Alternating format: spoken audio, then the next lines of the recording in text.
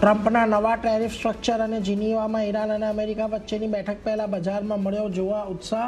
Nifty 150 પોઈન્ટથી વધુ વધીને 25,750ને પાર. બેંક નિફ્ટીમાં પણ થોડો વધારો, તો મિડ કેપ અને સ્મોલ કેપની અંદર આજે આઉટ પરફોર્મન્સ. યુપીએલના રિસ્ટ્રક્ચરિંગની યોજના બજારને નહીં આવી પસંદ. શેર લગભગ 10% ઘટીને ફ્યુચર્સના માર્કેટમાં ટોપ લૂઝર બન્યો. કંપનીએ ક્રોપ પ્રોટેક્શન કારોબારને અલગ કરવાની કરી છે જાહેરાત. એનબીએફસી અને ઓટો શેરોમાં ઉછાળો. બંને ઇન્ડેક્સ 1%થી વધુ વધ્યા. કેપિટલ માર્કેટ અને મેટલ શેરોમાં પણ તેજી, જ્યારે આઈટી અને કેમિકલ શેરોમાં થોડું દબાણ.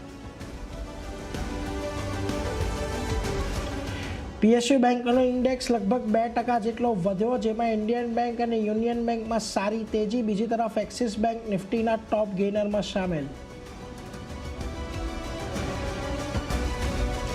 આઈડીએફસી ફર્સ્ટ બેંકમાં 590 કરોડ રૂપિયાના ફ્રોડનો ખુલાસો. હરિયાણા સરકારના વિભાગોના ખાતામાં અંતર મળવાથી બેંકની ચંદીગઢ શાખામાં અનિયમિતતાનો મુદ્દો સામે આવ્યો. 4 કર્મચારી સસ્પેન્ડ. કંપનીએ કોલમાં કહ્યું કોઈ પણ પરિણામ આવે તેને બચાવવા માટે સક્ષમ. સ્ટોકમાં આવ્યો જોરદાર ઘટાડો.